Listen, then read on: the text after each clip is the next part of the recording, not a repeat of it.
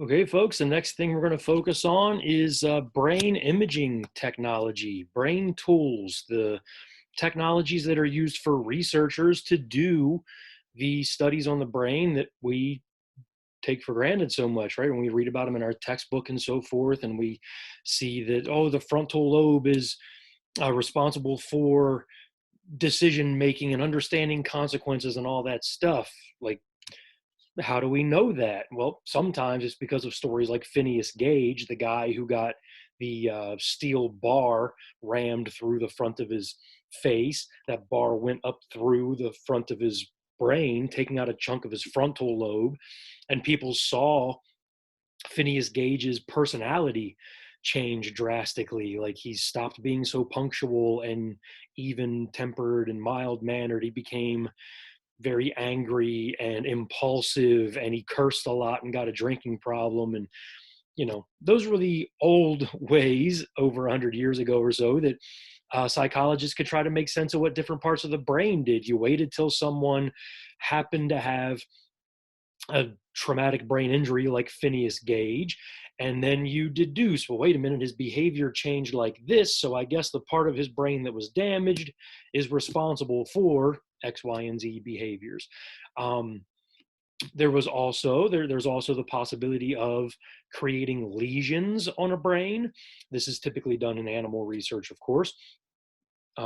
Ethical questions abide, but abound, I should say. Ethical questions abound, but the there is a place in psychology where researchers will purposely damage, create lesions. That's Lesions, lesions in a rat brain, for instance. Let's see if we scar up this rat's hippocampus. um, how does it affect his ability to learn a maze compared to how he used to do it? And there are those ways historically that psychologists have tried to figure out which parts of the brain affected which behaviors or cognitive abilities or whatever. In the modern realm of psychology, we've got these technologies that should be up on the screen for you, these brain imaging tools, brain technologies. And I need you to see right away that these brain tools are divided into two categories. So here are my arrows again, right? All about these tree diagrams and stuff. We've got structural brain tools and functional brain tools. Those are two main categories of brain imaging technologies that psychologists and researchers use all the time nowadays. The structural brain tools, let's start with those, because being structural, they do exactly what you would expect them to do. These two technologies, the MRI and the CT scan, they show a very good picture of the physical brain. I'll show you some examples here in just a couple minutes. But that's what these two technologies have in common. The MRI and the CT scan show a very detailed picture, practically a photograph of the physical brain, what's existing physically inside somebody's head.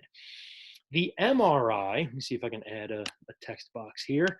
The MRI is the best technology for this. Okay, it shows the best image of the brain that there is. If a researcher wants to know, if a doctor, even a medical doctor, wants to see, is there a tumor in this person's head? Is there, an enlarged section of their brain that might explain um, a person's abnormal behavior? Abnormal behavior. There's the stuttering again. Sorry. Then in psychology, they tend to use the MRI. It gives the clearest, most detailed picture of the physical brain that's in somebody's head. Now, don't underestimate the importance of that. Before this technology existed, we had to wait until someone died if someone had abnormal behavior. Um, like Paul Broca's research, he had a patient who famously could only make one sound, and I think it was like tan. Like this guy, I think that's the sound. All he could say in response to a question was like tan, tan. Like how are you doing today, Bill? Tan. Did you have a nice breakfast? Tan, tan, tan. I don't mean to make fun or be disrespectful. Sorry about that. But as far as I understand it, Paul Broca had to wait until this poor patient died for his brain to be, examined through autopsy and so forth. And Paul Broca discovered this one part of the poor guy's brain that was severely deformed. Um, there wasn't much tissue at all. There was a lot of apparently neuronal death of neurons in Tan's part of the brain up here. Paul Broca discovered that upon the guy's death. And since he discovered it, that part of the brain is now known as Broca's area. We know that that part of the brain is responsible for processing speech for ourselves. Well, we don't need to wait for a patient to die like that nowadays. If Paul Broca could have used an MRI, he could have scanned this poor guy's brain when he was living. He could have seen the structural abnormalities, the damage that was done to this guy's brain while he was still living. So very important for us to know that. Let's go to the CT, also known as the CAT scan. That's the old term for it. Most people call it CT scan now. Computerized tomography or computerized axial tomography. Basically, this is like a really good X-ray of the brain. It's structural. It shows the physical brain. It doesn't show as clear a picture as the MRI. MRI is best, but the CT scan is still very good, and it's especially good. Let me put my text box up here again. The CT scan is especially good if a researcher or a doctor wants to detect fluid in the brain. So, like, especially this is used in the medical fields. If somebody thinks there's like a brain bleed, an aneurysm, anything where blood might be hemorrhaging in the brain, like it's not supposed to be, obviously, you would use a CT scan to try to detect fluid in the brain or any kind of abnormalities there. But again, these are our structural brain tools, and they do have a place in psychology, as we will see in just a little bit. Well, let's go into our functional brain tools. With this category, this is the sort of technology that psychologists would use if they want to try to find the parts of the brain that are active at any given time. Okay, or to measure general brain activity versus brain relaxation. Like, wouldn't it be cool if we could see what part of your brain was most active when you listen to certain kinds of music, right? If we put you in an fMRI, for instance, we could play classical music and see what parts of your brain become more active in response to classical music versus hip hop or heavy metal. Like, what if different parts of the brain were activated by these different genres of music? That'd be a really interesting thing to study, I think. The fMRI, as you can see, the MRI part is the same, stands for the same thing as it does over here, magnetic resonance imaging. And by the way, like, we don't have to get super bogged down in how these technologies work exactly. Like, the MRI uses magnets and radio waves to get its clear picture of the brain. The fMRI does the same, but it goes an extra step and measures blood flow in the brain. Whoa, not blood flow, sorry. The fMRI is a functional MRI. So it gives the clear picture of the MRI, but it goes the extra step of measuring blood flow in the brain. Because here's one of the things about neurons we haven't really mentioned yet. Make sure you're taking good notes as we do this. Neurons, simply put, use two things for fuel, folks. Two things neurons use for fuel are glucose, sugar, and oxygen.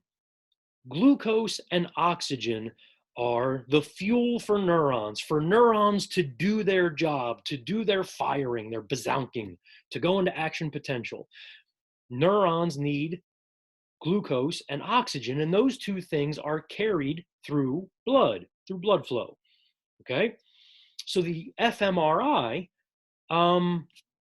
kind of does a shortcut way of measuring this sort of thing.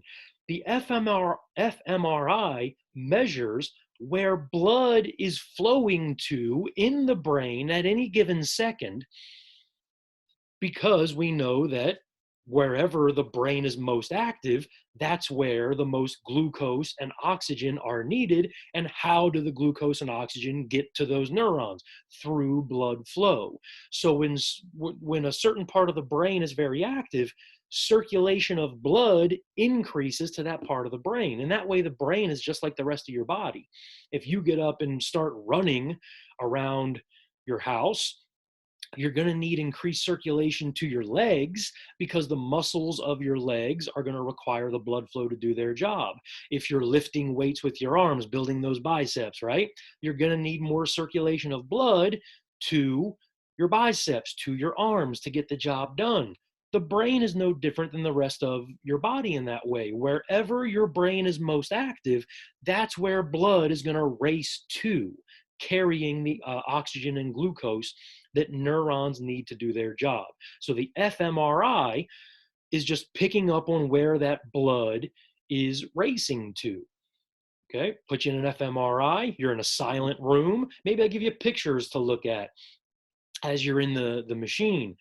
We're going to see on a computer monitor in another room, we're going to see blood flowing to your occipital lobe in the back of your brain, because that's where blood is flowing to as you look at those pictures. But then if I start playing that classical music, we'll start to see pretty soon on that computer screen, blood will be leaving the occipital lobe and going to the temporal lobes at least, because you'll be hearing music. And that way we can see almost in real time, not quite, the cause and effect changes in regards to environmental stimulation, what part of the brain is active at any given time by measuring the blood flow. The PET scan is a lot more detailed, though. The PET scan, standing for positron emission tomography, and I don't think you need to memorize what the abbreviations stand for. But anyway, you do need to know how these machines work and what they do. The PET scan is also a functional technology. So it's also going to be showing what parts of the brain are more or less active at any given moment, especially in response to a stimulus in the lab condition, like we've already talked about. But the PET scan works differently. It doesn't measure blood flow, it measures glucose consumption. Keeping in mind that neurons need glucose and oxygen to do their job, the PET scan is able to measure in a lot more pinpointed fashion than the fMRI, by the way. It can measure what parts of the brain are burning up glucose at any given moment. And again, we don't have to get super deep in how that works, but it uses radioactive isotopes, the PET scan does. A person will be injected with a radioactive isotope that will get in the bloodstream and latch on to glucose molecules, so that when the glucose, you're sitting in the machine and they start playing your classical music in the environment, glucose is going to surge through the bloodstream like it always does and go to your temporal lobes to fuel those neurons. And as the neurons fire, the glucose basically gets burned up, and the radioactive isotope would get burned up with it, causing these little radioactive explosions. Sounds super dangerous, of course. These little radioactive explosions happen because the isotope gets burned up with the glucose that it had been attached to. And the computers can pick up those little radioactive explosions and show the parts of the brain that are most active at any given moment. Again, I'll show you examples of this in just a couple minutes. But these are the fMRI and the PET scan able to show the parts of the brain that are most active almost in real time, not quite, but very important, as you can imagine, in trying to figure out like what part of the brain is stimulated when a person, not only sees a picture, but sees a picture of a black widow spider all of a sudden. If you've done your brain homework, your research on the brain parts, you might not be surprised to know that it's the amygdala. You'll see, especially with the PET scan, you'll see kind of a pinpointed area inside the temporal lobe called the amygdala that lights up with fiery activity all of a sudden when a person generally sees a picture of a spider. And that part of the brain doesn't light up so much when you see a picture of a baseball glove, unless, of course, you've had a traumatic experience with baseball gloves. Then, of course, the amygdala might light up with activity. Point is, the PET scan can see that activity happening. So can the fMRI, just not quite as pinpointed, not as specified as the PET scan can. Show you what I mean in a minute. Let's go to the EEG quickly, though. The EEG is the electroencephalogram recorder. This does not measure blood flow or glucose, and it does not pinpoint activity very well in the brain. The EEG is giving more of a broad overview of brain activity because it's measuring overall electrical activity in regions of the brain. Overall electrical activity. So think of it like this. The EEG is, this is the sort of technology where a person would have a bunch of electrodes, those white round stickers, those electrodes on their scalp, maybe their cheeks, their brain, their forehead, their brain, on the outside of their scalp, I should say, to pick up the electrical echoes of what's happening in the brain. The EEG can pick up on, just generally, if neurons are firing a lot, bazonk, bazonk, bazonk, bazonk, or if the brain is more relaxed in a certain area and neurons are just, bazonk, bazonk, bazonk. As you know by now, right? A neuron can never go bazonk. No, and because of the all or none law, neurons can either fire full force, full speed, or not at all. But we could have this chorus of neuronal activity, right? Where a bunch of neurons are very active. Bizzow, bizzow, bizzow, bizzow. That would be like, hopefully when you're watching a video like this and trying to figure a bunch of stuff out and you're thinking about stuff and making connections, your brain might be very active. But when later tonight, maybe when you're relaxed and trying to fall asleep, your brain is going to start quieting down, right? You won't have as many neurons firing as long as you can relax your thoughts even. And the EEG would discover that sort of thing. And that's why the EEG is most commonly used in sleep research. Because when a person's sleeping, researchers might not care about pinpointing what's going on in a person's brain. Heck, you can't even tell what the person's experiencing because they're asleep. They can't tell you as they're sleeping what they're experiencing for us to pinpoint what's happening. But we certainly can see generally what's happening in their brain, right? They've been asleep for an hour and, oh, their brain is becoming a lot more relaxed. Look at these different brain waves. We'll see with the EEG. I'll see if I can draw something here. With the EEG, we're not going to see like actual physical brain structures. We're going to see a recording on a sheet of paper, right? We're going to have a needle, showing us brain activity like this. We'll see brain waves like this, or maybe in a different stage of sleep, for instance, we'll see brain waves that are much smaller and more compact. We'll get into this stuff in the near future when we learn about brain waves and such. But this is a sort of recording an EEG can give us general information about brain activity in regions of the brain. Like, is the brain very active? This person's deep in thought with a lot of brain activity, or is the brain more relaxed with neurons not firing quite as often, not repeatedly firing as often as in other times? If you want to break down the words, electricity, encepha, I think comes from the Greek word for brain, and gram means to measure. So literally the EEG is a machine that measures the brain's electrical activity, generally speaking. Okay, so there's a quick overview. Let's finish this recording with a return to our brain. Let's see, let's make sure I'm getting this up on the screen for you. Well, sorry. Here are some examples of what I was talking about. Let's start with this though. This is an MRI of the brain.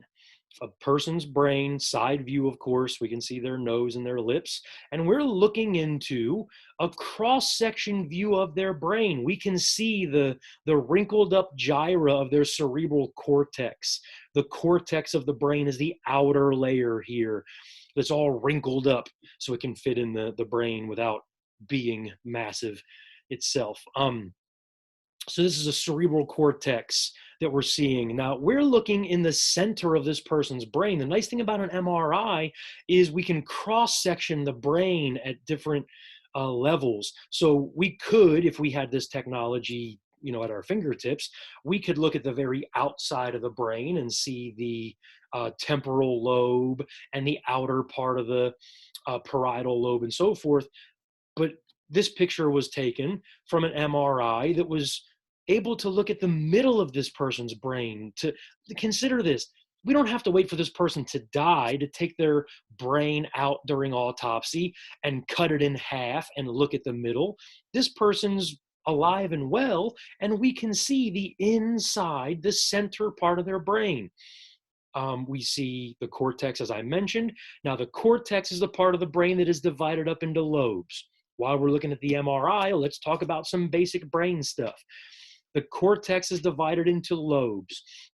We've got the frontal lobe up here at the front of the brain, obviously. About here, this might be the back of the frontal lobe where the motor cortex is located. And right behind the motor cortex is the sensory cortex. These are strips of the cortex that are side by side. Think about why. It makes so much sense why they'd be side by side. So the sensory cortex could communicate to the motor cortex via interneurons to let a body know, hey, something's where the occipital lobe might say something's flying toward the face. So sensory cortex, prepare, we're seeing this thing happen. We're gonna feel a lot of pain here. Prepare the motor cortex for impact. Maybe we wanna blink to prevent our eyeballs from being damaged. No offense, honey, if you're here listening, sorry, eyeball remarks. But it just makes sense that the sensory and motor cortex would be side by side. So the sensory cortex could let the motor cortex know if a reflex needs to be taken care of in the head there. Behind the sensory cortex, we've got where's my cursor? The parietal lobe. The parietal lobe deals with a lot of sensory information. The sensory cortex is located there. You're doing your brain research. I'm not going to go all through this stuff right now, but the occipital lobe is back here in the back. We can kind of see the dividing lines sometimes, these thick gyra dividing the occipital lobe with the visual cortex from the parietal lobe, from the frontal lobe that's up here. And then down here, we can easily see the corpus callosum. The corpus callosum connects the two halves of the brain together so that they can communicate to each other, left hemisphere to right hemisphere. We're going to get more into that later on. We see here's the thalamus and the medulla, also known as the medulla oblongata. The medulla is the brain stem, and the pons is located up here, kind of like the Adam's apple of the medulla. Okay, we might refer back to this MRI later on when we learn about more brain stuff. You can clearly see, though, in this MRI, the cerebellum way back here. We know what that's responsible for now. The cerebellum's part of the hindbrain. It's not part of the cortex up here. I'll tell you quickly, through evolution, the brain has developed from bottom to top and from back to front. So the more the more sophisticated, like abstract things that humans and other animals can do, like with humans, making decisions, understanding consequences, doing long term planning. Those things aren't taken care of back here in the back of the brain or in the bottom of the brain. Like those are the things that separate humans from other animals in nature. Those complex mental abilities, right? Making decisions, understanding consequences, those are frontal lobe abilities. And we can clearly see this person's frontal lobe in their MRI. The medulla is responsible for keeping us alive, right? Keeping the heart beating, the lungs breathing. Um, this is our life support system. It makes sense that it's down here in the brain stem. This is the probably the earliest part of the brain to ever develop, the part that keeps us alive, keeping the heart beating and the lungs breathing. We know what the cerebellum does. It's way more important to have balance and motor control and procedural memory early on in an organism's evolutionary life than it is to decide, am I going to watch, the new episode of Tiger King on Netflix or finish up my Office binge watching? Which will I decide, So keep all this in mind as we continue to learn brain stuff. For right now, I wanted you to notice how detailed this message or this image is of the brain. If I'll give you some examples here. If a researcher was doing a case study on an autistic child, let's say, they might be very interested, excuse me, as they see, the autistic behaviors, which we'll get more into in the near future too. Some of the reading you'll look at soon will deal with autism, but let's just consider, here's something that's true and it's not shown in this MRI, but I'll tell you some truth here about autism research. There's been findings that the corpus callosum, this section of the brain right here, this rainbow shape that connects the two hemispheres of the cortex together, the corpus callosum in autistic people tends to be larger than in non-autistic people. Okay, we can see that in MRI research. That's correlational research, by the way, that autistic people tend to have a larger, thicker corpus callosum than people who are not autistic. Without getting too deep into autism right now, think about some things that maybe we've touched on in class before or we'll be digging deeper into in the near future. One of the things that autistic people sometimes experience is kind of an overwhelming of sensory experiences. Autistic people, and yeah, go ahead and take notes on this for now. I know we're all over the place, but it's connecting together, right? Sometimes autistic people have a really hard time making sense of what's going on around them. Sometimes they can get overwhelmed, as I said, with sensory information.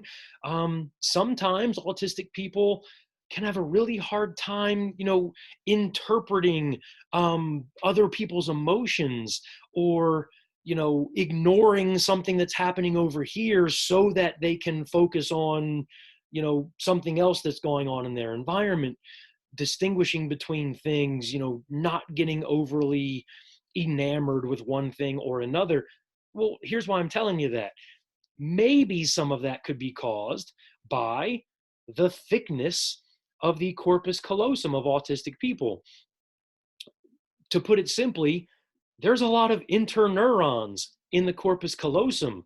So if it's larger in some people, like autistic people, this could be a sign that the autistic brain is neurologically jam-packed and almost overwhelmed with a bunch of neurons or interneurons or axons that other people just don't have. So maybe with the enlarged corpus callosum in an autistic person, this might be a sign that the autistic brain has more neurons or more synapses than a non-autistic brain, and this might lead to an inefficiency of neurological processing. Okay, like what if the behavioral symptoms of autism are caused by, to put it simply, probably way over simply, what if those problems are caused by neurological inefficiency, right? Like neurons firing and sending and receiving their messages, when in other people, there wouldn't be so many messages. There wouldn't be so much neuronal activity. It could be that an enlarged corpus callosum could be an indicator of this neurological sort of busyness, this neurological overwhelmingness of an autistic brain. And by the way, we know that some autistic people exhibit savant symptoms where maybe this person has severe disabilities in some areas of life, like learning or emotional processing or whatever. But with savant abilities, this person might have extreme talents in some other area, like with art or memory or what have you. We've talked about that in class before, I believe. Well, what if that's also a sign of the neurological differences in the autistic brain? What if having these extra neurological, synapses, these activities, this setup that's, jam-packed with neurological connections and activities, what if that causes some of the autistic disabilities and some of the autistic savant symptoms that we hear about, like a person with a phenomenal memory? What if they could make that memory easily because there's a whole bunch of more synapses in the brain for that person to process memories than the rest of us have? It could be a curse and a blessing in a sense. Again, big point here is using an MRI, we can look for those structural differences in the autistic brain, just for one example. Thank you for bearing with me and being all over the place as we do this. Hopefully you're seeing how all this stuff connects. We'll end on this for now, everybody. Here's another structural MRI here on the left. This is a top view of a brain this time, though. And this time we're seeing the ventricles of the brain. Okay, the ventricles are normal. These are openings of a brain that are supposed to exist. And here, this is a correlational study, but they're using language like it's an experiment. This would be sort of a quasi-experimental study here that is basically correlational. They take people who, I'll go ahead and tell you, I believe these are Alzheimer's patients, but you would also see similar findings here from schizophrenic patients. I'll go ahead and let you know of that as well. Patients of schizophrenia and patients of Alzheimer's disease tend to have what I'm about to point out to you. Okay, in the control group here, we see the patients who do not suffer. They have not been diagnosed with Alzheimer's or schizophrenia. And down here, we see the patients of Alzheimer's disease and schizophrenia. And what this MRI is able to show us is, in the patient group, we've got enlarged ventricles. Okay, back to these ventricles. They're supposed to be there. These are basically like openings, like channels in the brain that allow for cerebrospinal fluid to flow through the brain to keep, the brain active, to keep circulation happening properly. And like, there's supposed to be this butterfly shape here. This is considered normal. That's what we see from our control group. And again, why the control group is so necessary in any kind of study that is trying to be anything like an experiment. And by the way, in this case, this is not an experiment because the researchers did not control the independent variable here. We'll go back to our research methodology there. I know, again, all over the place, but very important things to review here as we go. And this would be going a lot better if I was in class with you, able to ask questions and so forth. But anyway, not a true experiment here, because it's not like researchers took the experimental group here and gave them Alzheimer's disease to see how their brain would change. No, there's not that much control in this study. So it's trying to be experimental, but it's really correlational. We've got people without Alzheimer's disease. Let's see what their brain looks like. And people diagnosed with Alzheimer's disease. Let's see what their brain looks like. And the researchers are gonna assume that the differences here are caused by Alzheimer's disease. But that's correlational. There could be lurking variables causing this person's brain down here to look like this versus this other person's brain. Because this is not an experiment and researchers would not give these patients Alzheimer's disease and control for other variables, we can't know for sure that it's just the Alzheimer's disease or the schizophrenia causing the brain to look like this. That's us thinking like researchers as we look at these MRIs. But certainly you see why the MRIs are useful here, right? Even though they've got their limitations and all this brain research is largely correlational, we know what the limitations are there, we still see that it's very important and gives us some findings from research that can be very important and maybe leads to further research that can be more experimental, maybe in lab animals or what have you. Okay, so we see the importance of the MRI there. Let's go over to the fMRI. Look here on the left side of this image on the right. Here's the fMRI versus the PET scan. We're almost done here. The fMRI, we can see here's a person lying on their back in both images here, and they're looking up at images shown to them as they're being studied with these two different technologies. fMRI is here on the left, and the PET scanner is here on the right. Look at the differences.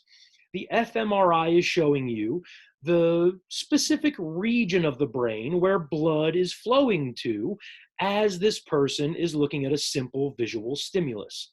Okay, no surprise. This is, kind of showing the top view of the brain, but as the person is laying on their back and looking up. So we need to imagine their eyeballs are up here. Okay, plural eyeballs. Sorry again, honey, if you're listening. I'm very sorry. Hope that's not offensive. Again, fMRI shows the hot colors, right? The red and the yellow, that shows a lot of brain activity in the occipital lobe here in the back of the brain.